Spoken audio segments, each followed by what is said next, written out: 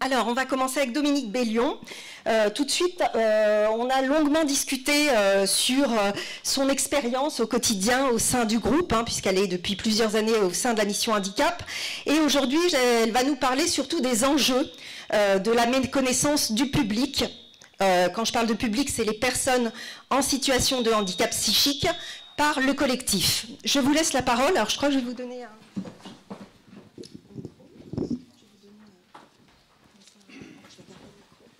Oui, effectivement, c'est important d'aborder ce point. Ça fait presque 10 ans que je m'occupe de ce sujet.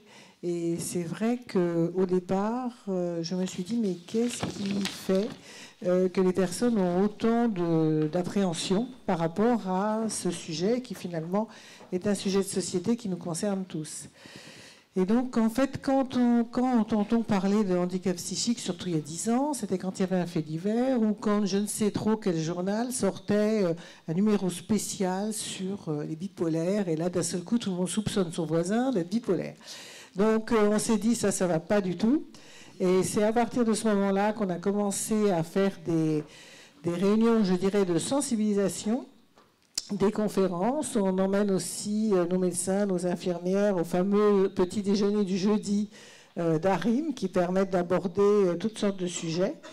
Et puis, je crois que c'est à partir de ce moment-là aussi qu'on s'est dit qu'une situation de handicap concernait certes une personne, mais toutes les personnes qui étaient autour d'elle et qui étaient soit acteurs, soit collègues de cette situation.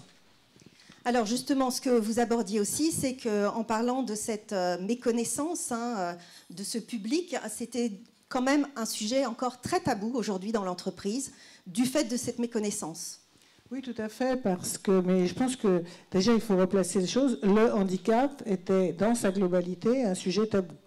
Donc, dans la société, dans la société, on entendait peu parler, on entend encore peu parler de cette thématique.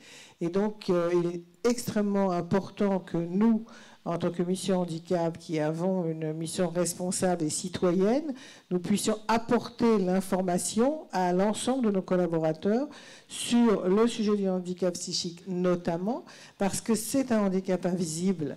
Et donc, handicap visible, encore, les personnes vont à peu près comprendre, mais à partir du moment où c'est un handicap invisible, ça amène encore plus de questions. Et justement, ces actions que vous menez au sein de l'entreprise, comme ça fait plusieurs années que vous êtes au sein de cette mission handicap, est-ce que vous avez noté des améliorations justement sur le regard? Est-ce que vous avez fait des études pour mesurer Il y a une étude simple, c'est qu'on a un genre de boîte à outils qu'on propose à tous les métiers qui constituent notre entreprise. Et il y a 10 ans, il fallait que ce soit nous qui suggérions des conférences sur le handicap psychique, une exposition, etc. Maintenant, les gens nous le demandent. Donc ça, c'est le meilleur baromètre possible. Et j'imagine que vous travaillez avec les partenaires sociaux de l'entreprise. Bien sûr, ils font partie de nos interlocuteurs, ils font partie de l'équipe pluridisciplinaire qui est autour de ce sujet.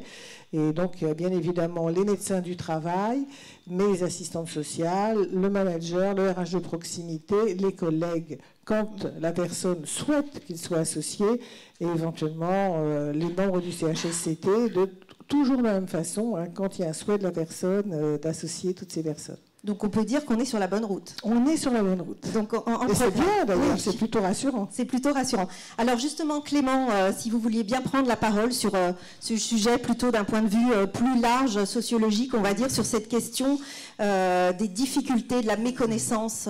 Oui, non, ça, je crois que c'est vrai que c'est un problème majeur pour l'insertion des personnes handicapées, effectivement. C'est-à-dire que je crois que ce qui se passe, c'est que les entreprises, effectivement, ont peur. Quand il est question de handicap, quel que soit le handicap, elles ont peur, et plus particulièrement pour le handicap psychique. Donc il y a cette idée de peur qui en fait rejoint rejoint tout à fait ce qui se passe dans la population générale. Hein. C'est-à-dire que finalement, l'entreprise ne fait que réagir comme le fait la population. Hein. C'est le reflet finalement de la société. Voilà, c'est ça. Donc on ne peut pas dire que l'entreprise est particulièrement stigmatisante. Non, elle n'est que l'écho de ce qui se passe dans la société. Donc, alors il y a cette peur des entreprises. D'un autre côté, il y a la peur des personnes en situation de handicap, particulièrement handicap psychique, qui ont peur quand elles sont dans l'entreprise ou avant d'accéder à l'entreprise. Elles ont peur parce qu'elles ont peur d'être en échec. Hein, et de rechuter, parce que c'est souvent la conséquence. Et puis, elles ont peur aussi parce qu'elles ont peur d'être stigmatisées par les autres salariés. Hein. Et donc, il y a quand même beaucoup de peur. Alors, tout ça, ça veut dire quoi, si vous voulez, en y réfléchissant? C'est que ça veut dire que quand on est dans la situation, par exemple, du club ARIM, c'est qu'on est dans une situation où il faut, par rapport à ces fermetures, parce que j'ai envie de dire que l'entreprise, finalement, elle se ferme un petit peu aux situations de handicap, de même que les personnes en situation de handicap ont tendance à se fermer par rapport à l'entreprise, tellement elles ont peur.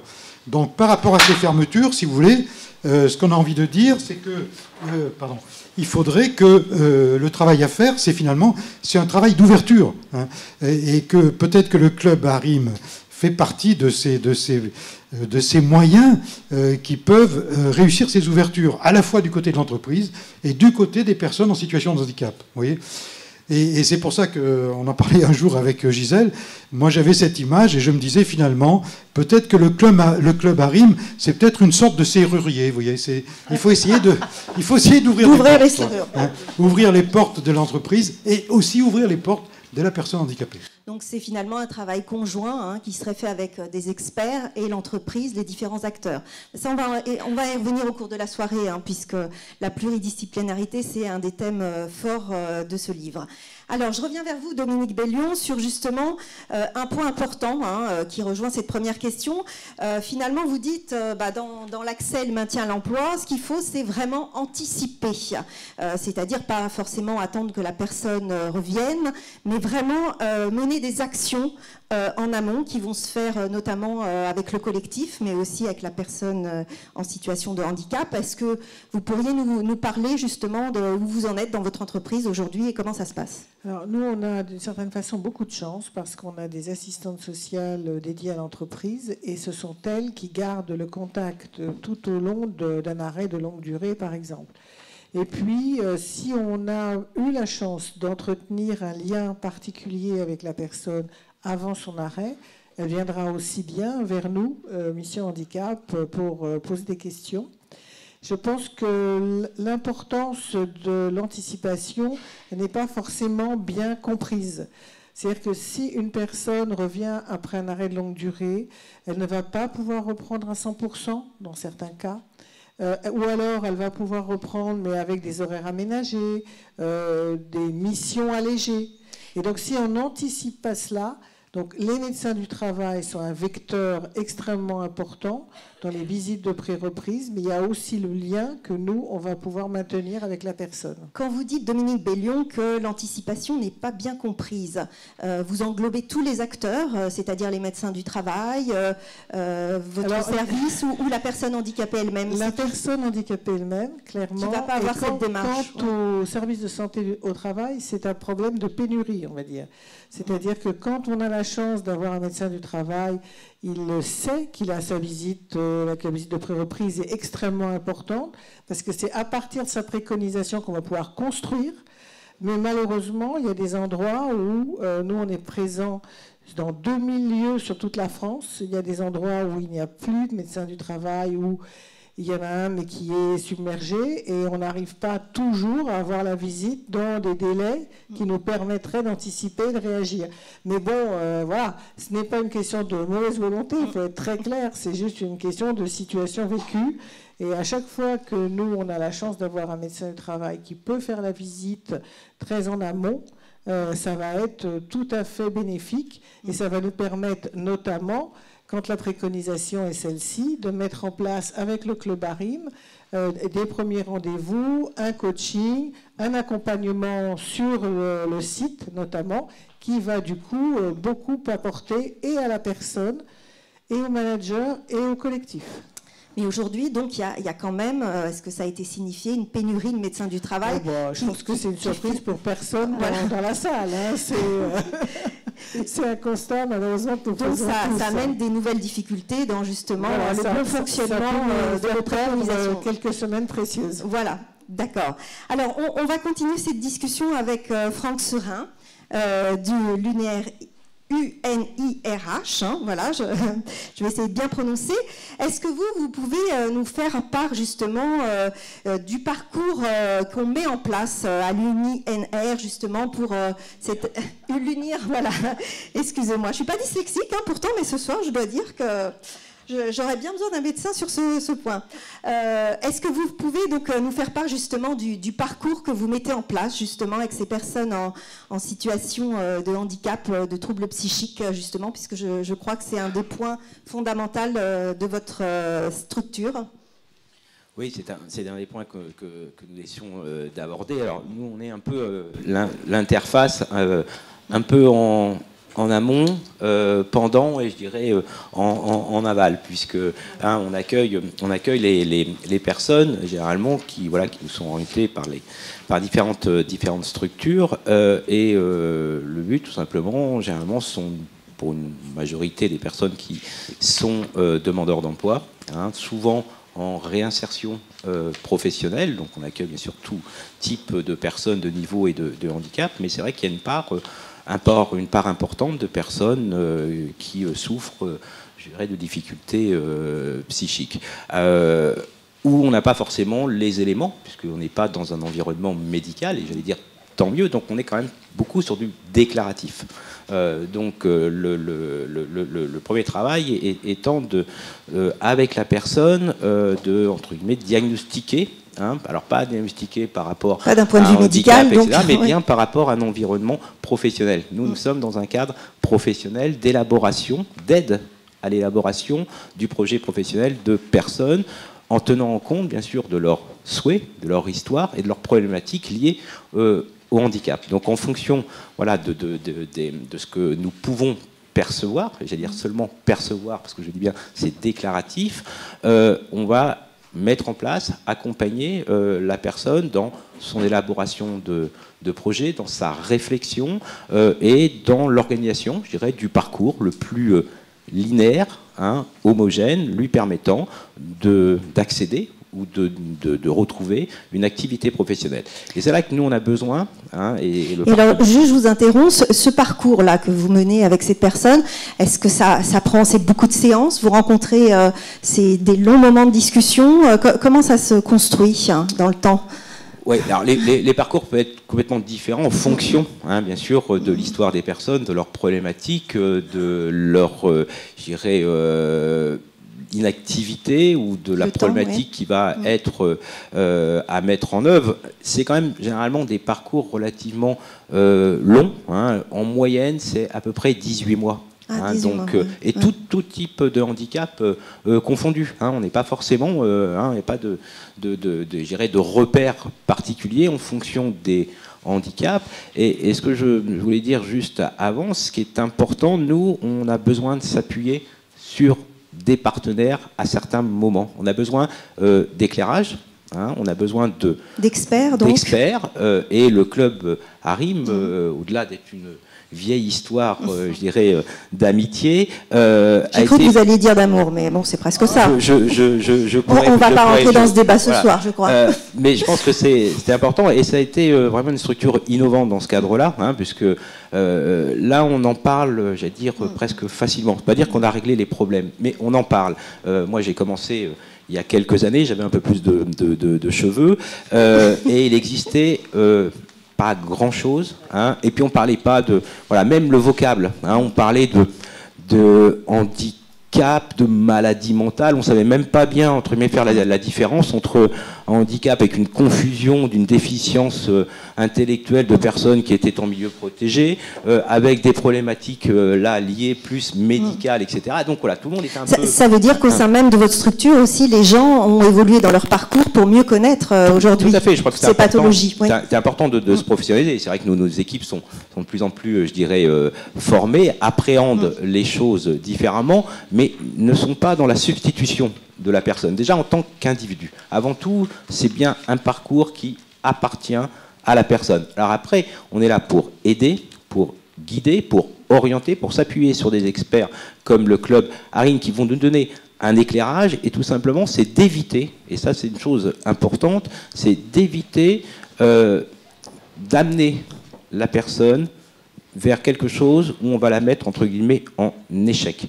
On est bien sur l'insertion professionnelle, sur un parcours cohérent et linéaire. On n'est pas sur la substitution, je dirais, de professionnels, en disant, voilà, on a la connaissance sur l'insertion, donc on sait. Moi, je me méfie toujours des sachants. Donc, et avant tout, c'est bien le parcours, l'intégration de la personne. Après, en fonction de ses limitations ou de sa compréhension de son histoire, on va l'aider, on va la guider, on va lui donner entre guillemets, des choix nous paraissant les plus cohérents, les plus logiques par rapport entre guillemets, à son bien-être et à son épanouissement à terme. Mais souvent, le handicap, on est aussi handicapé dans son environnement. Voilà, c'est aussi notre environnement. On en parlait sociétal, l'entreprise en fait partie, les limitations des acteurs aussi je dirais de l'insertion, et tout l'intérêt de s'appuyer sur le club ARIM. On est bien en travail de partenariat. On a des étapes qui peuvent se croiser, on a des réels éclairages, et ça permet tout simplement, derrière un diagnostic, une préconisation des prudences réalistes de pouvoir construire, et qui sera le plus juste possible, au moins, entre guillemets, pour la personne, et où on ne mettra pas la personne en échec dans un environnement d'entreprise. Et ça nous permet aussi, j'en finirai là, aussi, comme nous travaillons avec l'entreprise, parce que l'insertion professionnelle sans l'entreprise, ça ne marche pas bien. Donc ça, il ne faut jamais l'oublier. De temps en temps, on l'oublie. Mais on ne peut pas faire grand-chose sans l'entreprise. Et ça nous permettra, parce qu'on a un réel partenariat aussi avec les entreprises, de pouvoir avoir l'ensemble des éléments. Et au vu des évolutions, les entreprises, certaines sont plus prêtes que d'autres ou plus avancées, pourront tenir compte de ces problématiques, de ces précautions à mettre en œuvre pour éviter que tout simplement, même dans le cadre d'une insertion d'une meilleure volonté possible, que la personne soit mise en échec dans son environnement professionnel. Alors, ce parcours justement d'insertion professionnelle, il va certainement prendre un nouveau virage en janvier 2008 avec justement la fusion de Cap Emploi et de la SAMET. En janvier prochain, est-ce que vous pensez que ça va être vraiment bénéfique? On en a parlé, ça va permettre de fluidifier, on va dire, ce parcours. Qu'est-ce que ça va apporter concrètement, selon vous, puisque vous y travaillez déjà? Sur la mesure, je pourrais vous répondre. Sur l'acteur, je ne sais pas encore, parce qu'on ne sait pas si les structures actuelles sont retenues pour être organismes de placement spécialisés au 1er janvier. C'est juste un petit clin d'œil à nos partenaires institutionnels qui sont présents. Dans tous les cas, je pense que la démarche et le concept, moi, me paraît quelque chose d'intéressant. On parle bien d'essayer d'homogénéiser les choses. Donc ça ne veut pas dire structurer, ça ne veut pas dire mettre tout le monde en même place, mais d'être cohérent dans son parcours. Et de plus en plus, on parle de sécurisation de parcours. Et ça, c'est important. On s'aperçoit que les personnes en situation de handicap, ou les demandeurs d'emploi d'ailleurs au sens large, on est quand même sur pas mal d'acteurs. Où on est un peu de temps en temps, je dirais, suivi ou envoyé d'une structure à une autre, même si on est tous des professionnels, ou on essaye d'être des professionnels relativement cohérents, on peut avoir des ruptures. Et il n'y a pas plus difficile, entre guillemets, pour une personne, et plus déstabilisant pour une personne d'avoir des ruptures, même dans une volonté réelle. Donc là, l'approche de cette nouvelle orientation, je dirais institutionnelle, politique et professionnelle, d'avoir la partie accompagnement vers l'emploi pour les personnes demandeurs d'emploi, hein, ou voulant évoluer, et la partie accompagnement dans l'emploi, donc pour les personnes soit dans le cadre du maintien dans l'emploi, soit tout simplement dans le cadre de leur évolution professionnelle, parce que l'insertion est une chose, l'évolution professionnelle dans une organisation, comme tout collaborateur ou tout salarié, est aussi important. Donc le fait de pouvoir organiser l'ensemble, d'avoir quelque chose de beaucoup plus global, donnera une sécurisation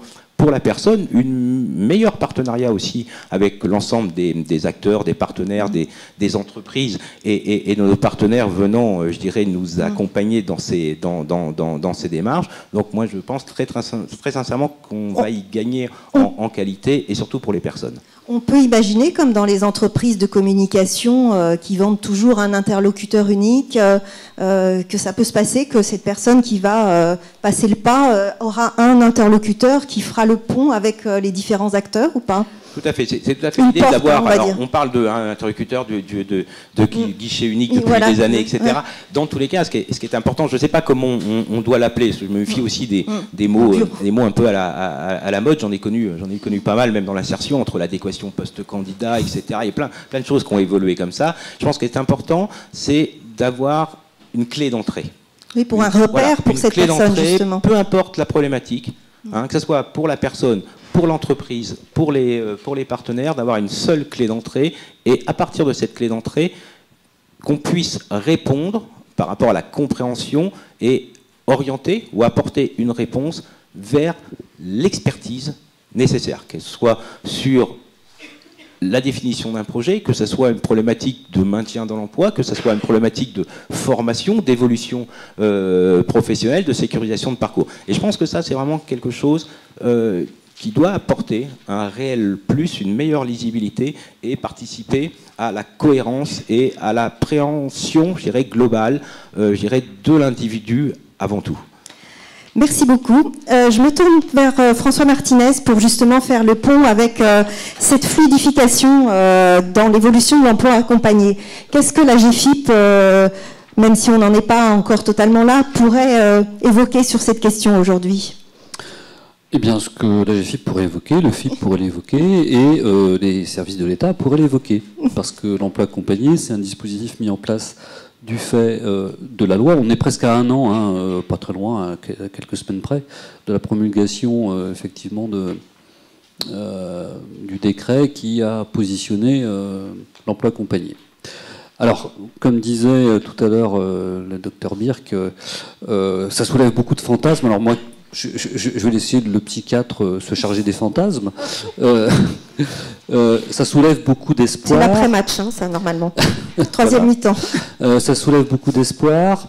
On regarde bien évidemment la mise en place de ce dispositif de près, sous un angle fonctionnel très, très classique, c'est-à-dire comment il se déploie dans les territoires, comment il va rendre le service non seulement aux personnes présentant un handicap, mais aussi aux entreprises. Et qu'est-ce qu'il va rester de l'idée initiale des fondateurs de l'idée de l'emploi accompagné à l'anglo-saxonne, le place and train, parce que il me semble que concernant les publics présentant un handicap psychique, il y a là quelque chose qui devrait se jouer, et nous espérons que ça puisse se jouer dans ce mouvement d'accompagner une personne dans la prise d'emploi dans des délais plus rapides, parce que c'est bien ça quand même, le fondement de l'emploi accompagné, c'était bien ça, et de pouvoir être présent autour de la personne et de l'entreprise dans l'entreprise pour faire que la personne développe, exprime toute la palette de ses compétences. Alors, dans l'excellent ouvrage que vous avez écrit, Mme Birk et M. Bonnet, et je me permets de dire qu'en tant ancien professionnel de santé, je trouve que cet ouvrage est un ouvrage de référence parce qu'il pose des termes qui sont des termes à la fois historiques et très contemporains de l'évolution des dispositifs d'accompagnement des personnes en situation de handicap dans la société d'aujourd'hui, et il interroge quand même le devenir. Et donc comment on va faire, comment va se passer demain le fait de constituer dans les entreprises, et là il faudra aussi qu'on les accompagne, des environnements que l'on peut qualifier d'environnements capacitants, autrement dit des environnements qui soient propices à l'expression des compétences. Alors le champ des compétences, il y a les compétences techniques, en général c'est celles qui figurent sur un CV, les compétences un peu plus personnelles et que les anglo-saxons appellent les soft skills, voilà, qui renvoient au savoir-être, capacité relationnelle, etc., etc. Et puis les compétences spécifiques que détiennent les personnes en situation de handicap, parce que dans leur parcours, à un moment donné, pour dépasser des situations d'obstacles auxquelles elles ont eu à faire face, il a bien fallu qu'elles aient des compétences particulières pour dépasser ces situations. Donc ça, alors quand je dis ça, c'est aussi un peu un courant émergent dans le champ de l'entreprise, en tout cas dans les ressources humaines, du fait de la raréfaction d'un certain nombre de profils que les entreprises n'arrivent plus à capter, parce que curieusement, on serait en pénurie de main-d'œuvre sur un certain nombre de profils. Et donc les entreprises se posent la question, mais comment recruter sur des profils que parfois on ne sait pas très bien identifier, mais lorsque l'on rencontre la personne et qu'on la met en situation, alors ces compétences particulières s'expriment. Et là, je trouve que, alors je fais un pont peut-être un peu rapide, hein, mais finalement, étant un peu chargé de la prospective, je pense qu'il faut aller regarder un peu toutes ces grandes tendances. Lorsqu'on fait ce pont-là entre les compétences spécifiques d'une personne en situation de handicap et ce que l'entreprise peut attendre, et parfois elle ne sait pas très bien l'exprimer d'ailleurs. Et peut-être que c'est normal qu'elle ne sache pas très bien l'exprimer, parce que la complexité du travail, c'est une réalité aussi. Eh bien alors, on n'est quand même pas très loin du paradigme de l'emploi accompagné, et que c'est peut-être ça qui fonctionnait dans les années 70, dans le fait de pouvoir proposer à des personnes en situation de handicap psychique, d'être d'abord mises dans ce lieu particulier qu'est l'entreprise où il se produit quelque chose de très particulier, qu'est le travail. Et donc à partir de là, on a envie d'espérer. On a envie d'espérer si ce qui va se jouer dans l'emploi accompagné, c'est bien cela. Oui. Et moi, je suis un peu surpris de lire que finalement, ce que l'on retient en premier lieu de l'emploi accompagné, c'est la durabilité de l'accompagnement tout au long de la vie. Et on oublie, et l'accompagnement de la personne. Et on oublie de dire que c'est aussi l'accompagnement de l'entreprise, et que c'est aussi ce moment très particulier où la personne en situation de handicap franchit les portes de l'entreprise pour effectuer un travail dont elle ne connaît peut-être pas toute l'étendue, mais elle va être accompagnée pour ça. Mais c'est un gros travail, j'imagine, parce que si on reprend le début de notre conversation sur justement la méconnaissance au sein des entreprises et le sujet qui reste tabou, il y a un long chemin à faire justement sur ces personnes handicapées qui ont certes leurs compétences, on va dire, professionnelles, mais aussi ces nouvelles compétences, puisqu'elles ont dû réagir et développer de nouvelles compétences. C'est un vrai travail quand même de fond qu'il va falloir mener avec les entreprises, j'imagine aussi en parallèle. Oui, nous avons tous plus ou moins fêté les 30 ans de la loi de 87. D'une part, et on voit bien, même s'il y a une évolution et peut-être une attention, et effectivement le fait qu'il y ait une attention qui peut-être se développe dans les entreprises, c'est le fruit du travail des uns et des autres, et notamment bien évidemment de ce travail quotidien qui est fait par le réseau des Cap Emploi, ça c'est évident. On voit bien aussi que les entreprises, elles sont aussi en pleine évolution, en constante évolution. En transformation et en mutation aujourd'hui. Bah oui, et puis on est dans l'humain, donc les gens partent, ils sont remplacés, pas remplacés, les organisations se transforment.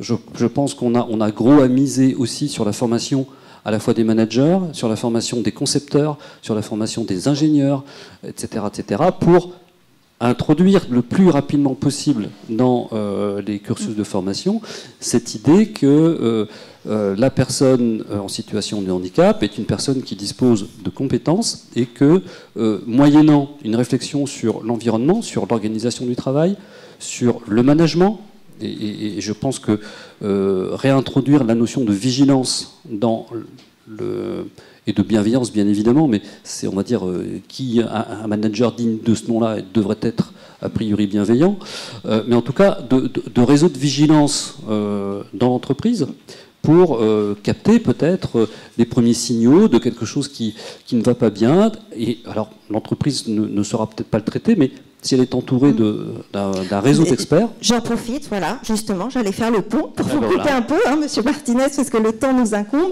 Justement, vous disiez l'importance des experts hein, dans l'emploi accompagné, et justement, Gisèle, vous allez prendre la parole sur ce sujet, sur l'importance de l'expertise, qui est votre métier aujourd'hui.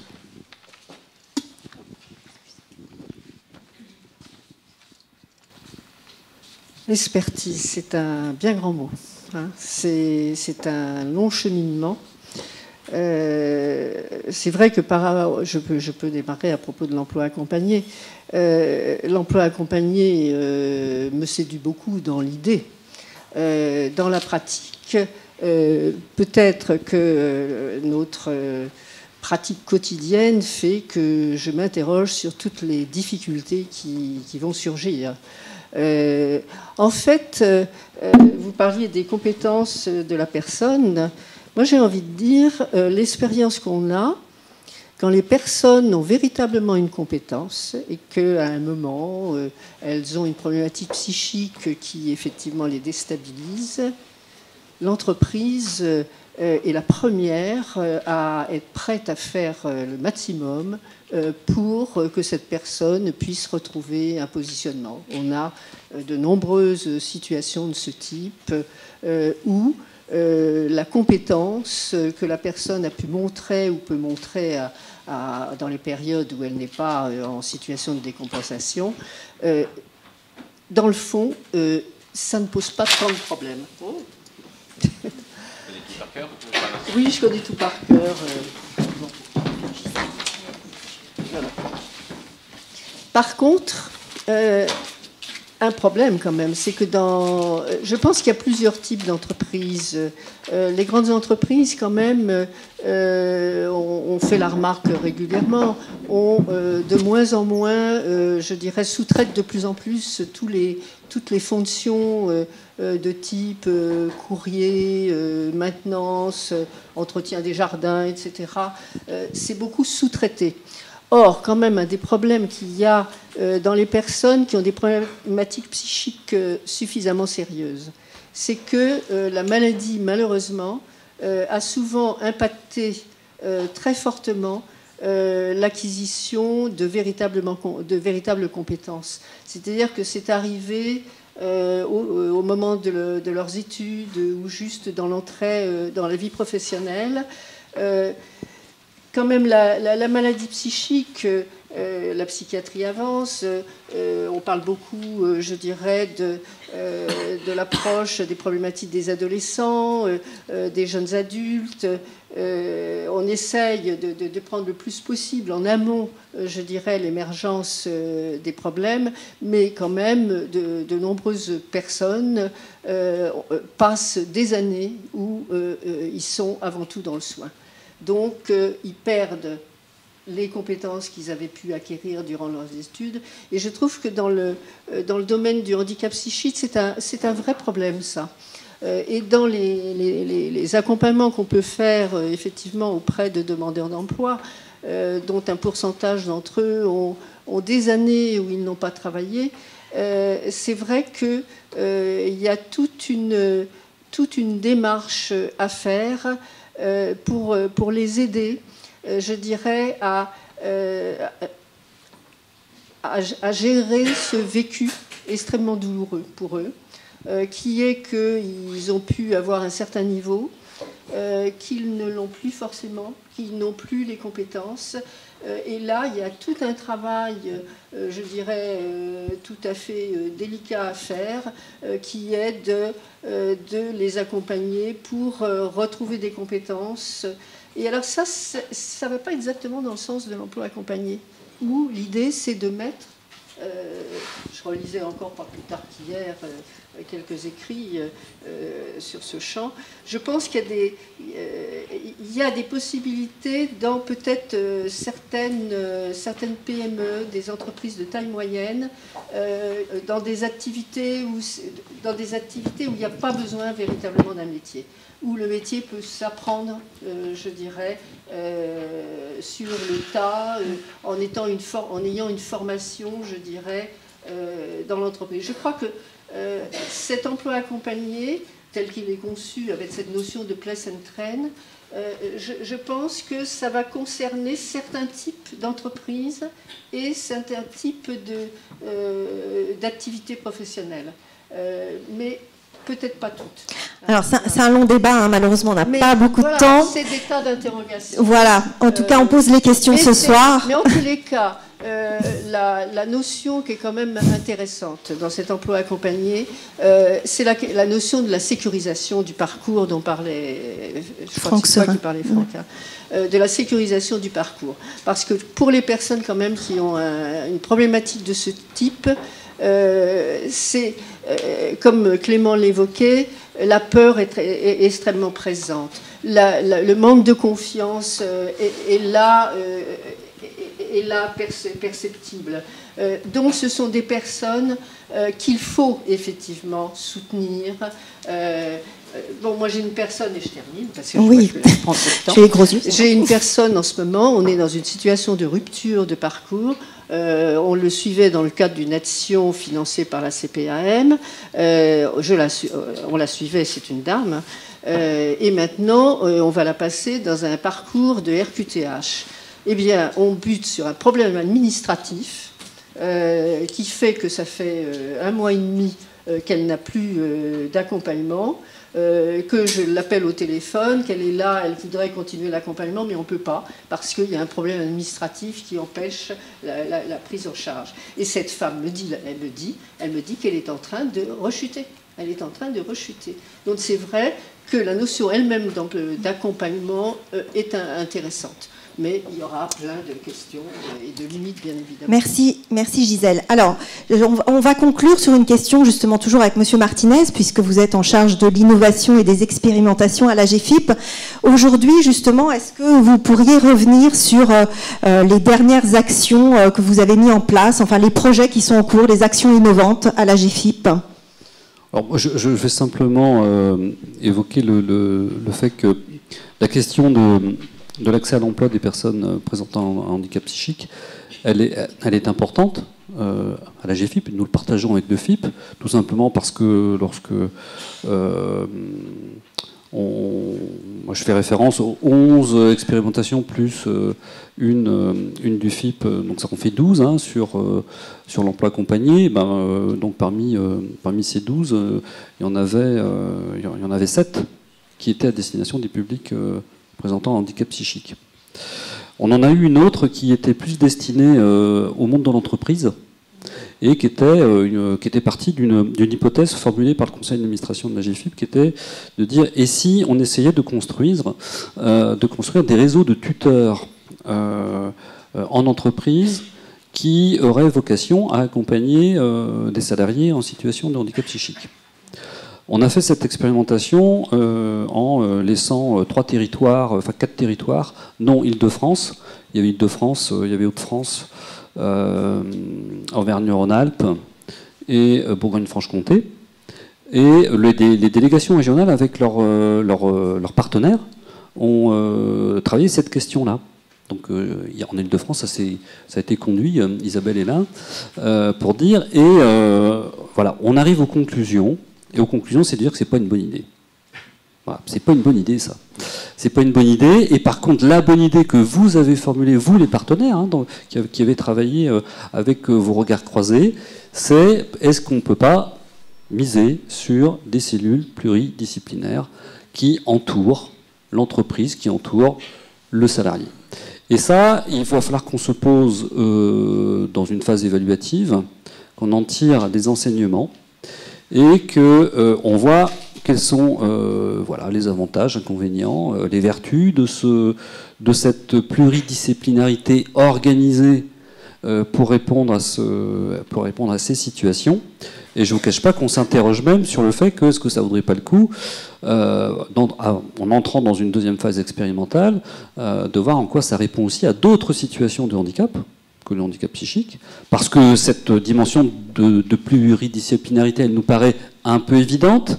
Elle se construit en fonction des bonnes volontés des uns et des autres, en fonction de l'histoire des territoires, de l'interconnaissance qu'ont les acteurs les uns vis-à-vis des autres, et peut-être qu'on gagnerait à l'optimiser tout simplement, hein, à faire qu'elle soit un peu plus organisée, qu'on ait peut-être l'enrichir, etc., etc. Enfin bref, il y a là un champ d'expérimentation sur lequel on va se pencher très prochainement. Voilà aujourd'hui ce que je peux dire au moment où nous réfléchissons à notre programme d'expérimentation. Super, ben écoutez, merci Monsieur Martinez. Je vais laisser la parole à Gisèle Borg pour conclure cette première table. Non, je ne vais pas y arriver. À Gisèle, on va dire. Ça doit être ça, ça doit être ça. Moi, je suis de l'Est.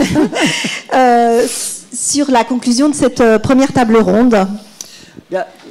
Moi, j'ai envie d'être optimiste. Je pense quand même que l'emploi accompagné, bien évidemment, il va y avoir des limites, il va y avoir des difficultés. Bon, on en a souvent discuté avec Bernard Pachou, enfin, qui est beaucoup sur ce champ. C'est vrai que le monde du travail en France n'est quand même pas exactement organisé comme le monde anglo-saxon. Hein. Et je pense donc qu'il va falloir... bon, moi, ce qui me gêne dans l'emploi accompagné tel que, je dirais, il est défendu, c'est qu'il y a une référence constante qui est faite effectivement à l'emploi accompagné, Place and Train, IPS, à ce qui se fait chez les anglo-saxons. Je me dis, moi, les Français, on est quand même capables, nous, d'inventer notre emploi accompagné. Hein, voilà. Et moi, je suis absolument partante pour que nous avancions sur ce champ avec nos critères, je dirais, qui correspondent, je dirais, aux problématiques de nos entreprises en France, du marché du travail. Donc, avançons, mais en étant lucides et conjointement aux entreprises, hein, parce que l'emploi accompagné sans les entreprises, je pense que ça ne donnera rien. Hein. Voilà. Et entendons les entreprises quand même et les collectifs de travail. Hein, parce que quand même ces derniers temps, moi je pense qu'il y a des alertes à tirer. Hein. Dieu merci, les risques psychosociaux, on va peut-être... Oui, on en parlera dans la seconde table ronde. Aussi l'intégration dans le monde du travail des personnes en situation de handicap ne doit pas être un facteur supplémentaire, je dirais, d'émergence de risques psychosociaux. Or, actuellement, on voit un certain nombre de situations de ce type, et je dis qu'il faut arriver à gérer ça mieux aujourd'hui. Hein. Un collectif de travail doit pouvoir travailler dans des conditions suffisamment satisfaisantes avec un collègue qui a un handicap ou des collègues qui ont des handicaps, mais il ne faut pas que le collectif se retrouve en souffrance et en difficulté. Entendu. Merci beaucoup Gisèle. Je vais remercier nos invités, Dominique Bellion, Franck Serin et François Martinez et Claude Bonnet. Merci beaucoup.